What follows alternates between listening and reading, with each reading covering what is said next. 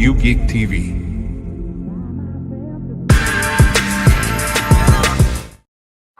Welcome back to U-GeekTV and to another edition of the Unapologetic Football Show. I am your host, Jarius Unapologetic Geek. I'm once again joined by Greg, the Gym Geek Gamer. I had to literally read that to make sure I got it right.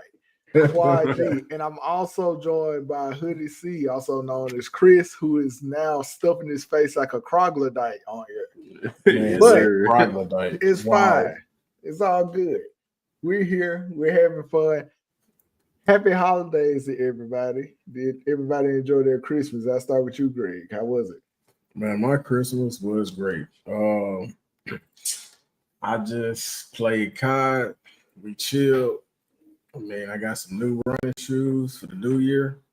I got a dope hoodie from man, I got this from I don't know if it'll show it because it's all black. It's a Dragon Ball Z hoodie. Yeah. Great. Yeah, man. It was straight, right? Good times. What about you, Chris? Did anything special? Nah, man, just being the dad, bro. It's all about them at this point. So I got a lot of smiles and hugs and kisses for Christmas, but I ain't complaining, kids healthy. You should. So. Yeah, that's all that matters. I had an enjoyable Christmas. I got some cool shit. I did some traveling and I went to Mississippi. And unfortunately, I really didn't see a lot in terms of the NFL games this week. But I will say I noticed this. Do you all realize that come the end of Wednesday, it will have been 7 straight days of football? So, bro. And I don't know. I mean, I understand this is a football show. I don't know if I'm tapped out on this shit or what. I'm exhausted at this point. But they say the best. Yeah, it is. They say the best for last with the playoffs.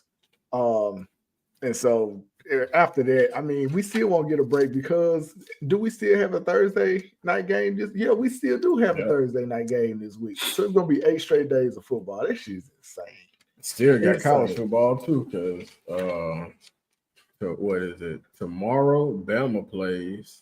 Yeah. And then Georgia plays. It's the first playoff game tomorrow too. Yep. Yeah, the first playoff game. Then we got the other 3 on New Year's Day. Are there any bowl games happening on Friday? Or is that when it stops? Ones that we probably don't want to discuss. And that's true too. I think that's madness, man. But I mean, it's worth it. You got the NFL, and then this is like the first time the NFL and college have kind of gone back and forth too. Yep. I noticed that. Yeah, like they intersected and kind of interfered with each other. And what's interesting, this just lets you know that the NFL is king. College football has a 12-team playoff, and the NFL ratings head-to-head still kick their ass. Because I believe they put the first round, or at least a couple of the first round games on that NFL Saturday. And yeah, the NFL still, it was nothing. And those games really weren't even all that important, but it was nothing. It still took care of it. We know why. Yeah, NFL is king, man. And I don't even understand trying to go against the NFL, and they're on this media conquest, which we'll get into in just a moment. But college is crazy for trying to do this shit. That's a fight you don't want to pick in terms of the ratings. But before we even get to that, while we're on college, and this is really our only college topic of the day, Colorado got a belt put to their ass this weekend. And did. And as somebody who's a Jackson State alum and a fan, and who also celebrated the Celebration Bowl, it actually did my heart kind of good seeing this shit. So, little background. My mother is a Deion fan. She's a Cowboys fan, and of course that translates to Deion. My mother is also a Christian, and so Deion is, all in church and he prays and all that kind of stuff. I'm not gonna get into that about what that man's affiliations and religions are. It ain't none of my business. It's between him and God. Right. I did share on the previous episode that I did find it funny that God told him to leave and go to HBCU and leave the HBCU to go help white people bring more money at a PWI. I did say that previously. Y'all can go back and look at the episode. Here's the thing about Dion.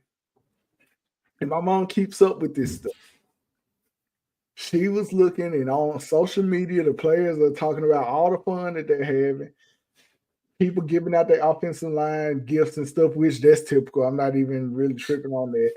But then I heard somebody say something like, we got some new stuff coming that y'all ain't never seen before, and they're still selling the show. Here's the thing. College football and football on its own is the show. You don't have to sell me on it. Prime, you're Prime. You don't have to sell me on it. Shador, Shiloh, Travis, y'all are who you all are. You don't have to sell me on that. What you do have to do is get out there and play the game. And they found out quickly that a football game was actually taking place that day when BYU came and stomped on their ass. And it didn't take long. BYU, honestly, and Chris, you and I were talking during this time.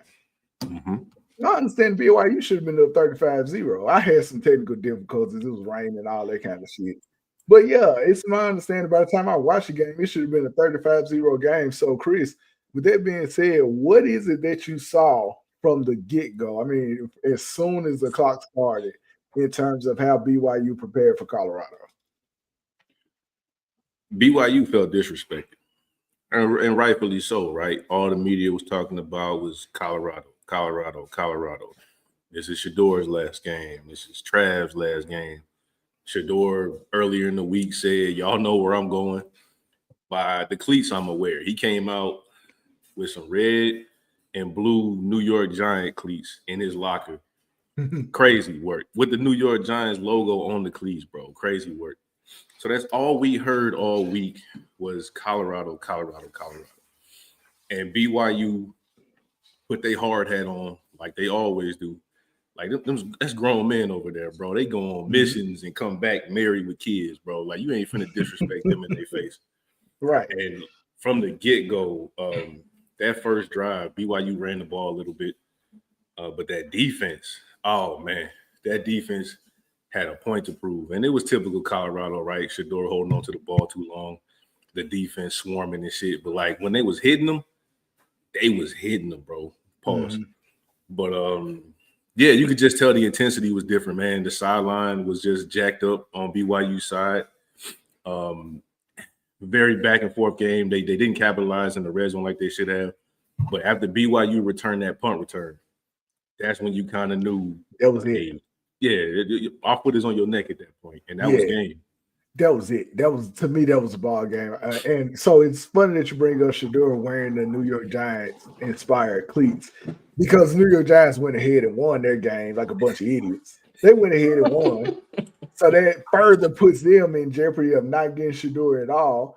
And that goes into looking ahead and not doing what's in front of you. You already thinking about the draft. Yep. You know, so why you don't play? People want to get in credit for playing the game because they didn't have to play it. Okay, whatever. All right, they made an executive decision. Now I have to assess what it is that's on the field in front of me. And Colorado is looking ahead. They were already ready to celebrate before they even played a down in the game. You got Shiloh out there doing some hot dogging and grandstanding and what he does, and then that's costing them yardage, and they're getting penalty flags on their end. I mean, cover some damn body. Right. BYU should have made this or even worse or even more embarrassing loss than it ended up being. But they just, BYU's receivers just couldn't catch the ball. Another thing that I noticed about this game is the difference in the coverage of it. I don't know if you all saw this, but on Twitter and I think on Instagram too, the only highlight from the game they showed is the pass from Shador to Travis that resulted in a touchdown. That's the only highlight from the game they saw. If you were just looking at it from social media, you would have thought Colorado won it. You would have thought What happened to journalistic integrity, man? When did all this glazing just become what we do? Greg, did you get to see any parts of the Colorado game at all? And how embarrassed were you about it? I saw a little bit of it. I tried to watch the whole game, but after I saw how BYU went up on them, I was like, man, there's no point watching this. They're not coming back. And even Deion standing on the sidelines, you could tell with his arms folded, he knew he was going to head back to that bus with the L. But it's funny that Shadur came out with them cleats on from the Giants because it made me think about when the Giants had took all the pictures on their yacht and then had a horrible season that year. Yes. And it's crazy that he wore them cleats and had a bad game that year. I mean, that bad game this past week. But honestly, I think he's putting the cart ahead of the horse, and he didn't have his mind set on the game ahead of him, which they really needed because, for one, not just for the school itself, but Deion is 0-3 in bowl games. So, he 0-3? 0-3 in bowl games. So when you look at it, and I look at Colorado, yeah, it's great that they made it as far as they have for what? How many years have they been like a low-level team, which – I mean, pretty soon they'll be back where they were. But when you look at it, he needed this because you got JSU winning the Celebration Bowl, and that's something he couldn't accomplish. And now he's going to another team because God let him, we're going to leave it at that, to, step away, and you still couldn't get the bowl game completed. So at this point, it's just like, are you just the hype that they say you were? You came, you set the tone, but then you can't get the job completed. Great that you got the record, but you didn't get a bowl game. They expected a bowl game. So, I'm gonna go from a biblical reference. Paul would probably give him a letter right now if he saw how you played on that field. Because I mean, honestly, bro, Colorado finishing the way they did, which I believe some of it. I don't think Travis Hunter was really messed up with all the He wasn't messed up with all the things that were going on, in social media. He still came out and did his job, but they just couldn't finish against BYU, which I didn't expect BYU to lose to them.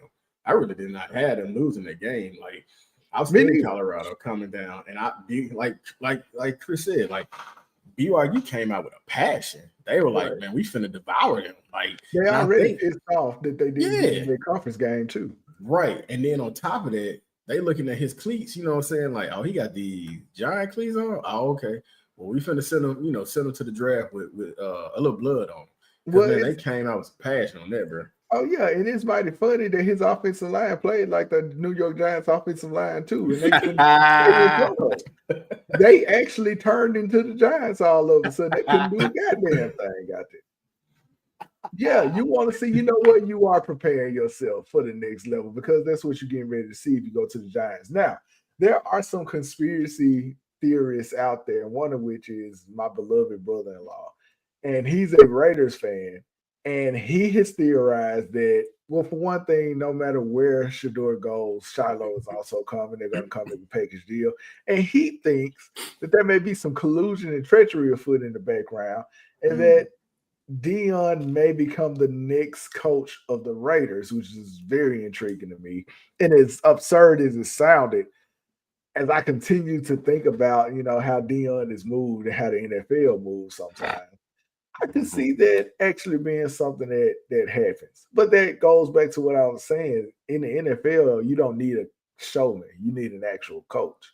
Right. Colorado, during that game, didn't need a showman. They needed an actual coach. A couple years ago, JSU, where both of those Celebration Bowl games, they did not need a showman at that point. They needed a coach. And when it's time to coach and to make the adjustments and to prepare your team, well, we're easy when it comes up. We're easy when it comes about. I shared that on Twitter, that list of accomplishments by Colorado. And it was just funny that they included, the games that they lost. But at the end, it was like, at least they got to wear cool shades and gold chains. And that's the kind of like, what's the legacy going to be? Yeah, you drew the money in, money that Colorado was already going to make. And yeah, we thank you for, what you did at JSU, great job on that. But at some point, what you actually do on the field and what you win has to account for something, doesn't it? Damn sure. And it hasn't. And it hasn't. We're going to see how it goes. But that team came out and they looked exactly what I thought they would look like.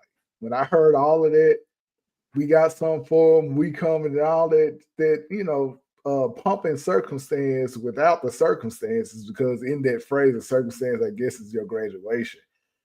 They can went out there and got their ass whooped. Look cool and still lose. That Raider shit out the window to me anyway, bro. But Because the Titans draft second now. They need a quarterback. yeah, they do. And the Giants draft man. third. They need a quarterback. So a lot of, Shador and Cam, probably everybody top 2 quarterbacks. So, yeah. I mean, Tennessee does wear blue and red. So he might have been right with the color scheme. Crazier things have happened, but they're definitely going to hold out. I think they've already made an announcement that he has no intention to play with Tennessee. I don't think he said anything about what's the other team you just mentioned? No, he didn't say anything about the Giants, but he definitely said he ain't going to Tennessee. Oh, you about to pull Eli Manning? Of course, he's about to pull Eli Manning. The writing's have always been on the wall with that. But I will say this: with all that being said, when he understands that he needs to, here's the thing: you need to get rid of the damn ball when Von Miller is coming for you. You don't have that type of time to just sit down and try and turn around and do a spin move and hit circle 3 or 4 times to get out the way. You don't have that type of time. When Von Miller is right there, or TJ Watt, or God help you if it's Chris Jones, no, you need to get rid of the football. He'll learn though. He'll learn. Gonna find out. But I do feel like he's going to be a good NFL quarterback. He just need to learn how to get rid of the ball. The one I'm more interested in, I think Travis is more ready as a NFL DB than he is a wide receiver. Everybody's been saying that. Yep, everybody's number 1 pick. Yeah. He going to New England. Yeah. In New England, yeah, he would be a star. He would be a star. But we'll see. I know he's gonna go after that wide receiver money, but to me, he'll make a better cornerback. Right. All right, so let's move on to the NFL. And instead of really getting into the brass tacks of the rankings and all that kind of stuff, because we're getting ready to have to do a playoff preview, I just wanted to take a step back and approach this from a different direction. Netflix had one of the best debut broadcasts I've seen for a sporting event in a while. Netflix did a fantastic job on both of those games. And it got me to thinking. As much as we see from these other networks, what Netflix did is very unique. The only thing that can be compared to it is what Amazon does. And God knows Amazon has a boatload of money. But Netflix took it a bit further. Netflix got an exclusive pre-recorded performance by Mariah Carey. That's great. That damn Beyonce halftime show, that's the shit that people should be scared of. Right. Because Netflix got so much damn money, and they opened up their checkbooks and backed up the Brinks truck to not only pay her, but to give her a Super Bowl halftime performance worthy setup. And that just got me to thinking. I think CBS and Fox are fine. If I'm NBC with my one little NFL Sunday night game, I'm afraid Netflix is about to make a pitch to the NFL. And I think that's what Netflix did, especially with them getting Monday Night Raw coming there too. Netflix is dead serious about entering the live sports space. And that should be terrifying for NBC, to me. Like, when it's time to come back around to these deals and everything, if I'm looking at what Netflix did, if I'm an NBC executive, I'm looking at what Netflix did. They had color commentators that people liked. They had a breakdown show that people liked. Nobody minded the commercials because they were brief. And then Netflix used it to promote their own stuff. Like the promotion for Squid Games. The promotion for Squid Games was fantastic. And to top it off, they can go. I think they got enough money to get whoever they want to do a halftime show. That's some shit to consider. And I'm trying to figure out, and I guess I'll start with you, Greg. Is this what live sports is going to start to look like, especially starting with the NFL, who is currently the trendsetter. I believe so, because the more you look at it right now, I think most of the subscriptions now have like turned into like this base. It almost feels like cable TV, but simplified. Mm-hmm. It's like I'm giving you directly what you need, and what's going to even be crazier, which I know this is probably something in there, probably 10-year plan, is to have something like the NFL Red Zone. Like when they give you that I'm thinking on the line. If I'm thinking like you thinking, they're looking at something like that. That I can get y'all football, but I can get you coverage on each game played that day. Man, I kid you not. Netflix will shut down a good bit. Amazon is still gonna be a top contender, but man, I ain't wasting my money on no ESPN app. I don't care. And Peacock, I can care less about. Like I care less about Peacock. I got shit to say about ESPN now that you brought that up. ESPN do some of the dumbest shit when it comes to ESPN Plus. Bro, it's stupid. So some of the games will be on ESPN and show on ESPN Plus, like games that you may not care about. But when there's an opportunity to put a game like the Chargers played against Baltimore, I'm used to ESPN Plus having the game on because it's on their network. And then out of nowhere, they just decided they're not going to put it on that night. Or Colorado and BYU. That was on ABC. So I'm like, okay, of course they have it on ESPN Plus. They had it on ESPN3, which is an app separate from ESPN Plus. That's some dumb shit to do. And that's why that network and honestly that channel is declining, and they're scrapping to try and get their YouTube audience because it just feels like sometimes the path forward is the one people just don't take for whatever reason. I saw this. I don't know if you guys watch Game of Thrones. The way Game of Thrones end is they just veer hard left to what was the easiest path forward. The easiest path forward is put stuff on your app that you have that you already making people pay for, which will be Jon Snow becoming king. But they veer off to the right, and then they make Bran the king because of reasons. Like, that doesn't make sense. That doesn't make sense. And that's why, honestly, I think Netflix sees an opportunity in that. Chris, how do you feel like with the landscape of live sports moving to streaming networks? You killed me with that Game of Thrones reference, big dog. That shit was season 8 was terrible, man. It was awful. One of the worst ends to one of the greatest like series in TV. But we ain't gonna go there. We men on this pod, we like to admit when we wrong, and I got to be the one eating crow today, bro. About 2-3 weeks ago on that episode, I said because of the Tyson fight, constant lagging, glitching, all that stuff. I said Netflix was up shit's creek, but they told me shut the fuck up, man. Because they handled that shit immaculately, bro. Like I high key forgot I was watching Netflix. Like, bro, I thought I was having an immersive experience. Like I felt like I was in Houston, bro. Like, oh my god, yes. It was phenomenal, man. So that was their trial run to show, hey, we can do this for real. Yeah, I believe a lot of people have to be afraid of that because now that might kind of justify the price going up from $7.99 to $9.99 if we can watch every NFL game. Like Greg said, if they take this shit on some red zone shit, bro, like they about to get some people back on their subscription list. Right. So hey, I'm with it. The NFL has something called NFL Plus, and that's where you can find the red zone as a just in terms of the app or whatever, and not having to buy with the Sunday ticket.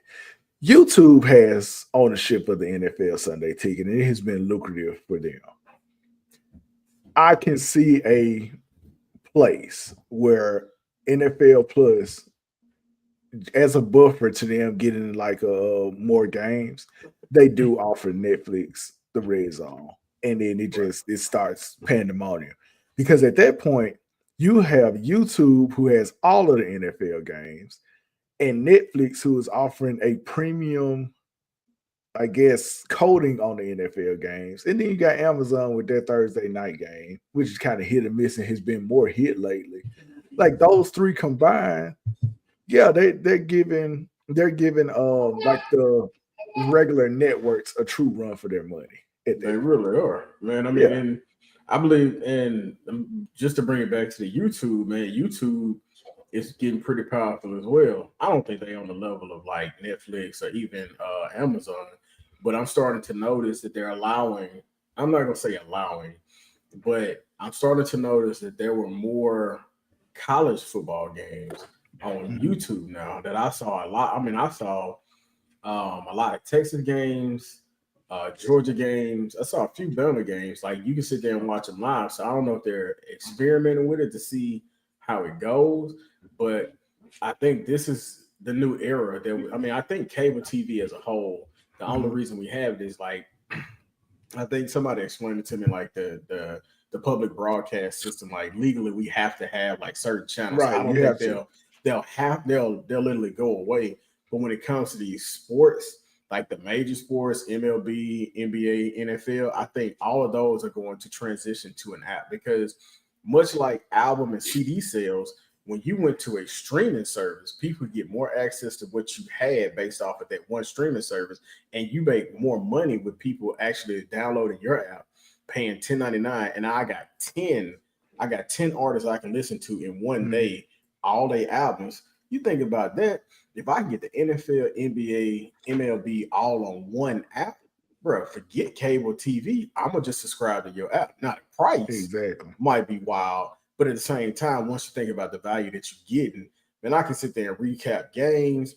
I can go back and like watch any bowl game I want, any type of Super Bowl I want, any type of greatest hits, 30 for 30, man. Stuff like that is huge when you think about it. And I think Netflix is on the way to having something set up for like basically they're going to own a good chunk of the sports league doing something like this. The NFL has two excellent NFL documentaries. I mean, not in the NFL. Netflix has two excellent NFL-based documentaries of quarterback and wide receiver. Going to your point, Netflix took the Beyonce halftime show and made it its own program. You can go and just watch You're right. part. You did. Yep. Made it its own program, so they're getting the streams for that because God knows Beyonce fans love that. Matter of fact, I watched it before. I watched it. You did too. Okay, Girl, so we watched it before we came back and did the show. The beauty of YouTube, Amazon, and Netflix as streamers is they don't get in each other's way too. Like YouTube has its audience on the phone, Netflix has its audience on TV, and Amazon just has its audience in the people that buy 1,000 different things from it, and they got some good shows on Prime too. They do. Thanks. They can compete against each other without bearing the burden of having to make their audience necessarily choose between them. Like you can really set it up to have everything going at the same time, and it works. But I mean, there are rules in place, and those are the true protections of CBS and Fox. Like I said, if anybody is in trouble, it's going to be that Saturday night game, I feel. But on the flip side, I could see ESPN losing Monday Night Football too. I really could. It'll say, I forgot how many years this deal has going on it, but I can see Netflix making a hell of a pitch for Monday Night Football as well and juicing it up and actually getting some good matchups on it. I think, honestly, ESPN should be, and this is just my mindset with watching SportsCenter and all the rest of the shows, I think ESPN should directly go to sports shows, documentaries, and maybe a few highlights here and there. But as far as like games, I think this needs to branch out to subscriptions. ESPN needs to just go into like a commercialized just sports like, talk. Yeah, which is what it used to be. Yeah. And honestly, they're heading in there, and that's a whole different topic because the way ESPN covers sports and those debate shows and stuff are horrid, and people are tired of this shit. Now you have, of course, like Ryan Clark and Shannon Sharp are awesome. Stephen A. He has his moments.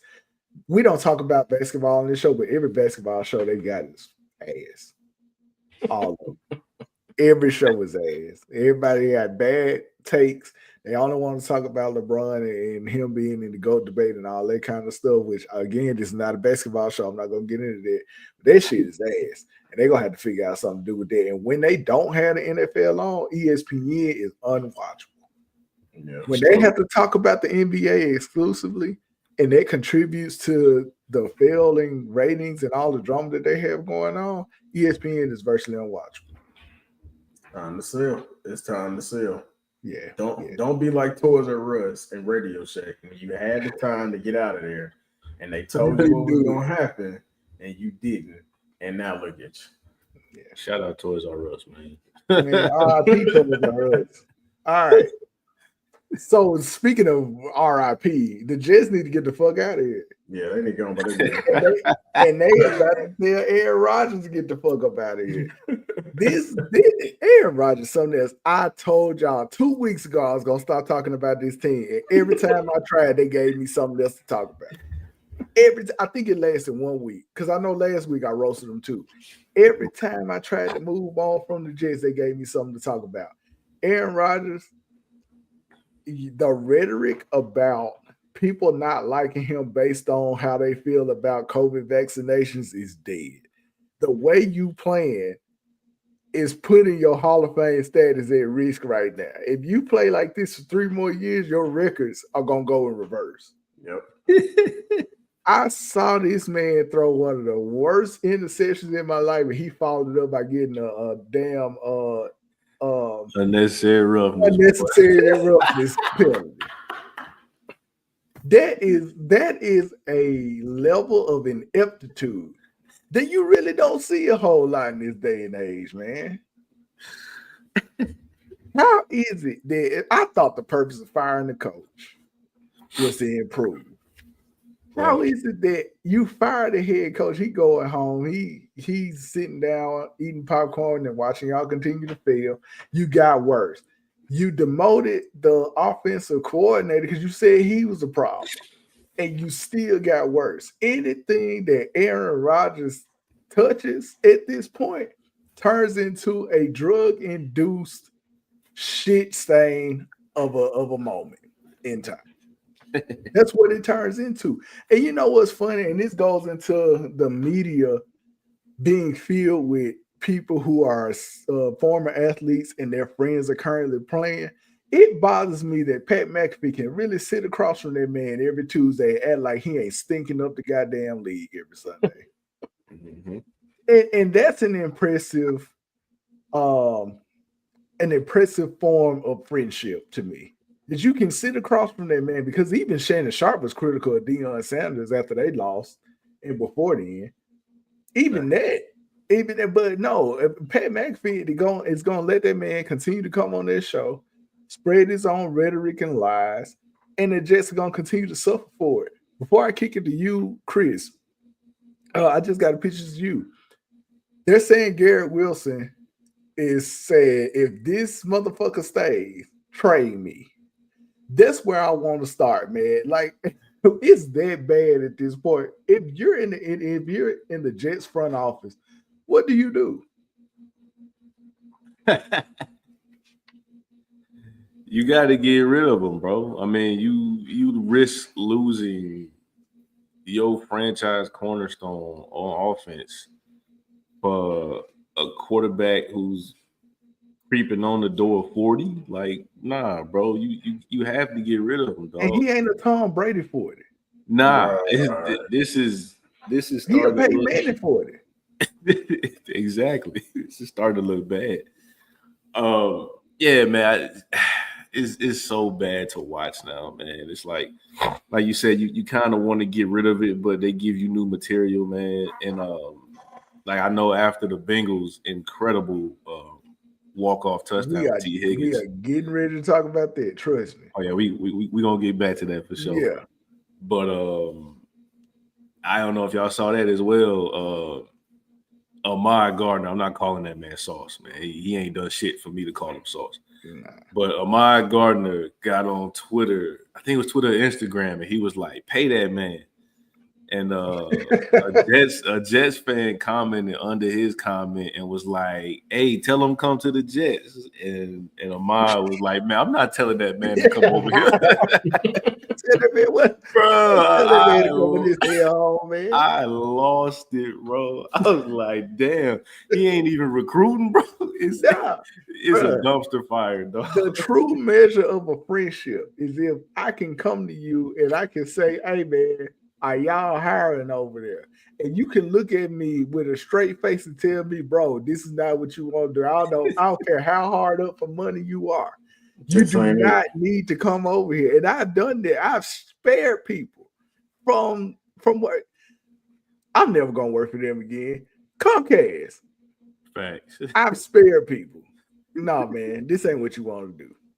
This is not where you want to do. This is not where you want to be in. Your happiness, I don't care how hard up you are for money. This is not the place that you want to be, and this is not the type of money you want to make. You do not need to be in this place. This will compromise your mental health and maybe your physical health too. And God forbid you in a relationship because it'll compromise that as well.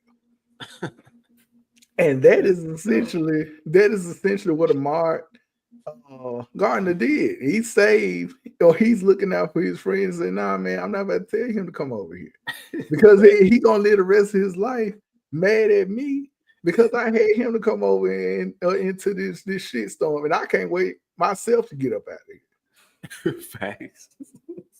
And you know what's funny about this? I have no faith that Devontae Adams will have the common sense that God gave him and go to a situation that's actually beneficial for him because he had the opportunity to request a trade to the Chiefs or elsewhere. And he sat up there and he believed in the power of friendship once again.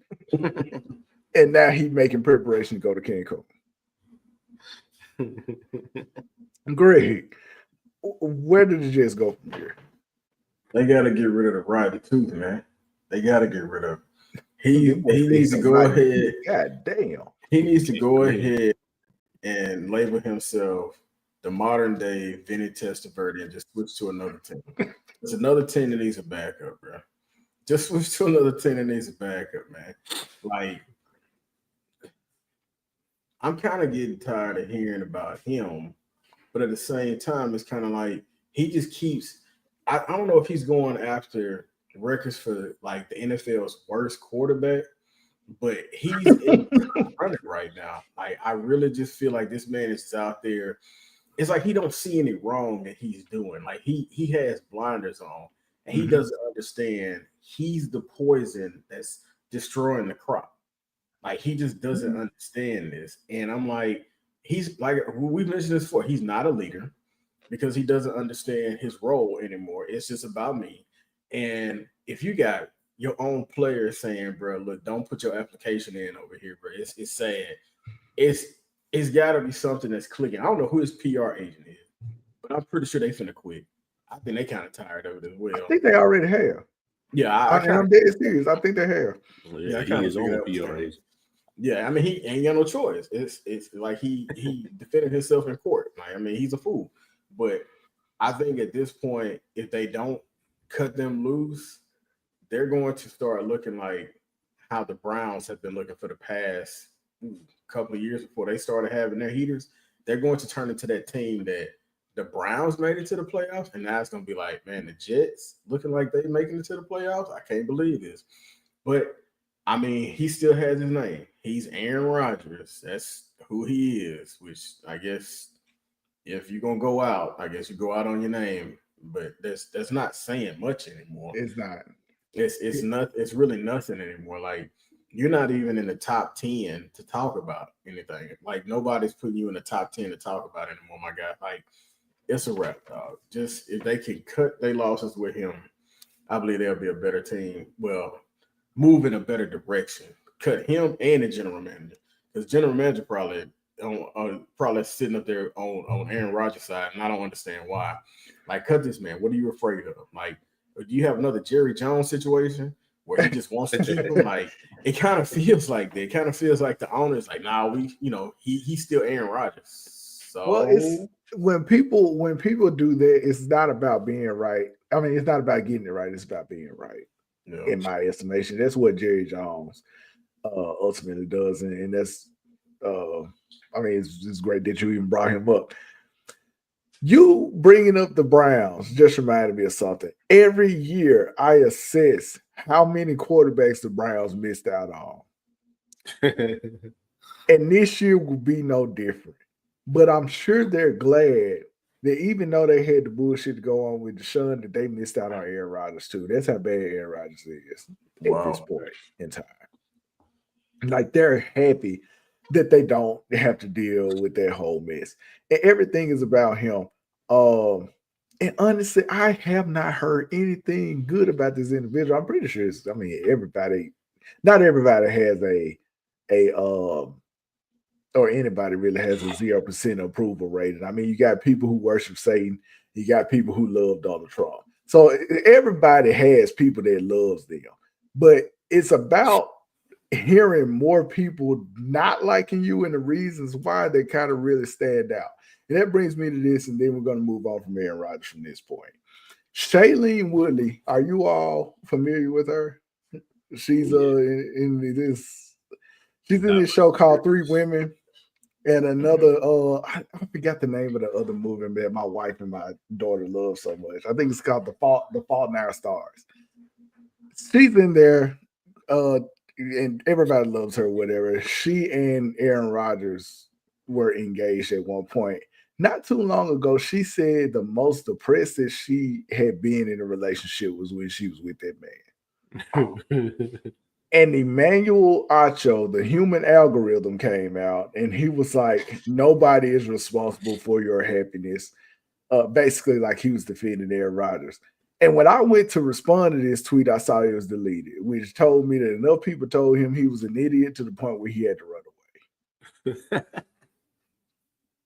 Yeah, I'm just gonna move on from that. That's all I had. I just wanted to bring that story up, and I meant to do it 2 weeks ago, but that's when I made the promise not to talk about Aaron Rodgers again, and I've since broken it twice. To the left. You mentioned this game just a few moments ago. The Bengals. I'm just gonna go ahead and ask Chris, starting with you. Are the Bengals gonna secure this last playoff spot? Because that was a hell of a game against the Broncos, the other team who is trying to secure this playoff spot, and are starting to look like they don't even want it at this point. I've been team Joe Burrow since he went to LSU, man. Go get it, Joe. Go get it, bro. Like that. Joe, a bad man. He is a bad man, and he's been that all year long. Like me and my bro got in a debate earlier about who deserves MVP, and he let me know how he felt that if Joe Burrow had the same record as Lamar Jackson, it would be Joe Burrow. Mm-hmm. And I was like, it's kind of hard to argue with that, right? I mean, he just broke the NFL record, and now he is extended upon his own NFL record for the most consecutive games. I think he's at 8 now with at least 250 passing yards and at least 3 touchdowns. All wins. Yeah, all wins. And it's like their running game is decent, right? Chase Brown, rookie from Illinois, he's like 10 yards away from 1,000. So their running game is not bad, but the defense is so bad. He has had to piggyback this whole team and carry them to wins. And I love watching it, man, because like when he came out of LSU, it was, the arm strength isn't what we needed to be. Like, is he capable of winning without an elite team around him? And the man has been putting all that shit to bed, man. Like, I couldn't stand that shit. And I love Uncle Shay. But that narrative that he created around like the middle of the season where he was like, all Joe Burrow does is turn the ball over. Yeah. The only people who had less interceptions than him was Lamar Jackson and Justin Herbert. Yeah. So all he does is turn the ball over. But out of 32 other quarterbacks, there's only 2 worse than him. The man has been doing his shit all year long. Anytime they lost the game, and there may be some untimely turnovers, but as much as they say wins is a quarterback stat, I would not put any of them L's on fucking Joe Burrow. Not one. has been balling his ass off. I love to see it. He's a good dude. He's a humble dude. He's a quiet dude. He's cool. Hey, we know he ain't there, but he there, right? You know what I'm saying? Like we baptized him in the Southern culture at LSU. That was the coldest shit I seen when he came out with the Burrow spell with the Cajun shit at LSU for senior night when it was BURREAUX. That shit just let me know how much he adopted the city of Baton Rouge and the whole. He's done it again in Cincinnati. He's done it again there. Yes, he's an Ohio kid, so it's like he's doing this for his. He's not from Cincinnati, I don't think, but he's doing it for his state. Get to that playoff, bro. If y'all get to that playoffs, man, that offense is a scary team to compete with, man. So. That's a scary team anyway. Like to the point where people are like, I think Kansas City is gonna sit everybody anyway, but people are essentially saying maybe Kansas City should go ahead and kind of take this game and let Denver in because they don't want to play against Cincinnati. And honestly, I don't think a lot of teams would like to take them on at this point. Here's the thing to think about. If I'm not mistaken, if Cincinnati gets in, they would draw the Bills, and I think they would beat them. Yep. I think Cincinnati will beat the Bills in that game. And in that case, if you're Kansas City, that's what you want to happen. Fair. And that's why it's honestly worth playing at least some of the game, which are stars are worth considering. But I think the way Mahomes has been getting hit this year, I don't think they're going to take too many chances on that. Nah. Going to what you were saying, Greg, I'm going to kick it to you on this. If I'm not mistaken, in all of his seasons where he's played fully, I think Joe Burrow has at least 30 touchdowns. I may be wrong, but I feel like he has at least 30 touchdowns. One of those Aaron Rodgers years, when they were giving him the award because of his quarterback rating, Joe Burrow had more yards and I believe more touchdowns than Aaron Rodgers. And then Tom Brady in his last year at Tampa Bay was the only one that was like on par with Joe Burrow's numbers. And here we are yet again in a season where you honestly could give him the MVP. They're going to skip over Lamar because they got Lamar Jackson fatigue and give it to Josh Allen, who also does it. He's played well, but I don't think he should be the MVP. We'll see how that goes. Maybe it's just his time. But to me, Joe Burrow, if it's not Lamar Jackson, it's Joe Burrow who should be MVP right now. The unfortunate part of this is I don't feel like they're going to make the playoffs. I feel like Kansas City is going to roll over and just allow Denver to get that last spot. Who we haven't mentioned is T. Higgins and Jamar Chase and the job they've done giving him targets, giving him somebody to throw to and making these games as sensational as they have been. With that being said, Greg, how do you feel about the Bengals' prospects of making a playoff? I don't think they're going to make it. Short and simple. But at the same time, I think looking at this next game they got to play with the Steelers, and I look at the defense on both sides. This is going to come down to an offensive game. You're going to have Russell Wilson, who's been immaculate with the Steelers, and you got Joe Burrow. So this is going to come down to who can score the most points against the defense, because both defense are low level. Let's put it like that. I don't think either one of them is going to stop the pass game. I really feel if it came down to it, and this is going to be a crazy score, it'll probably go 34-38 with the Steelers winning because they've been on a hot losing streak lately. And this man said a hot losing streak. Losing streak, man. Like, I don't think they want to go out with, I ain't got no choice, but I don't think they want to go out with, you took an L and the Bengals made it. I think they want to go like, we eliminated the Bengals and we got the win. And yeah, that's where the division part comes in. Yeah, which I really feel like that's what is going to happen. I believe Joe Burrow is going to play one of his best games, but I also think Russell Wilson is going to give him a run for his money. Like, I really do believe this is going to be a battle of the quarterbacks in this game. I'm not gonna say it's gonna be the best looking game, but like T. Higgins, they look good this past Sunday. They look real good. But it's gonna be an offensive battle, and I think at the end of it, I think the Steelers are still gonna take this, man. So one thing, I think I mentioned it earlier in our, I guess, podcast season, where I said if you get to a Super Bowl, you need to claw and scratch to try and win one, because that shit don't come easy. I think for years after making it to the Super Bowl and beating Kansas City that one time, I think the Bengals kind of took for granted that they were just good enough to get back. I feel like after this year, after they've gotten off to a slow start and have come back yet again, but this time it's not going to be enough. I feel like next year they're going to come into the season ready to play. Because it feels like ever since that Super Bowl appearance, they felt like on paper, people are just going to let them go. And I think now it's like, okay, we wasted another sensational season from Joe Burrow and Jamar Chase. We can't do that again. And here's the thing, T. Higgins is about to hit the door. He's about to go. Facts.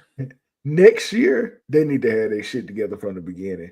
And don't wait till they're 2-6 or some shit to start playing elite football all of a sudden. But I'm hoping that they make it to the playoffs because they're a fun team to watch. But like Greg said, I just don't think it's going to happen, especially with how he's lining up for the Chiefs and Denver. So we're going to get out of here on this. Saquon Barkley is perilously close to shutting Eric Dickerson the fuck up. Like, we are almost there. The man entered he has 2,003 rushing yards in a season at this point. One game left against his former team, the New York Giants, and that made me think about them. As the Giants, I mean, you're appreciative, even though he went to a division rival. Do you just kind of roll over and do him a solid? Is it a straight hand Brett Favre situation? I would think not. No. But on the other end, if you're Saquon Barkley, you're looking at their offensive line. It's like, we about to dog walk these motherfuckers on the way to this record. I think the middle ground is Sirianni should allow him and the offensive line to do the first half to try and get it. The Giants suck, but maybe they play with some pride. Shit can happen. I honestly want Saquon to get this record. Like, I really, really want that, because again, I found out Eric Dickerson is pretty pissed off that he's that close. I remember him hating on Adrian Peterson some years ago. I really want Saquon Barkley to get this record. Greg, does he do it? He does. And I think he going to do it in the most, like, beast mode, Marshawn Lynch fashion. I'm giving it to him. And I wanted Derrick Henry to get it, but I definitely want Saquon to get it, only because, for one, he's going up against a team that had no faith in him. They didn't care for him. And on their side of it, no, I'm not finna roll over because we didn't have faith in you. You went to another team, and now you finna set a record. We definitely not finna let you do that on us. And we kicked you out? No, you ain't doing it on us. But I believe he gonna step into that game with that mindset. Y'all let me go, and now I'm here to show you what you missing out on. I'm finna beat y'all asses, and I guarantee he's gonna break it this. He's gonna break it this next game, and I'm gonna be tuned in. I'm talking about tuned in. I'm definitely watching. It's the only reason to watch it, bro. Everything turned off. Like, y'all shut up, go outside, play. I'm watching this game because I believe he gonna set it, and it's gonna be a lot of talk behind it, conspiracies and everything, whatever have it. But I just want to see the look on every Giants face, including Shador, when he breaks that record. And everybody's just like, damn, bro, y'all probably should have just kept blood, because he shit on y'all. And what was disrespectful about that is they let him enter free agency. They didn't even trade him. Like, they weren't worried about him at all. The irony, the great irony, if he does this against the Giants, that would be one of the best things I've seen in quite some time. Seriously, it'll be up there with Tom Brady beating the if it were to happen this way, with Tom Brady beating Bill Belichick and the Patriots to get to his 7th Super Bowl. That's the type of irony that we could be looking at here. Chris, what do you think? Does he do it? Man, I told y'all I've loved Saquon since Penn State, bro. Yeah. That rookie year was phenomenal. Then every year after that, nicked up injuries. So that was always the kind of moniker that went along with his name, was that he couldn't stay healthy. So I don't necessarily blame the Giants for wanting to move on. It was stupid as fuck. Yeah. But I don't blame them, right? Injury history for a running back, late 20s now. I get it, right? They are about to put 9 people in the box on Sunday. And this guy's about to be like, I don't know if y'all remember the movie Mr. 3000 with Bernie Mac. Yeah, I remember. When the pitcher was like, "You ain't getting that hit off me tonight," bro. They are about to put 8 and 9 people in the box. With that being said,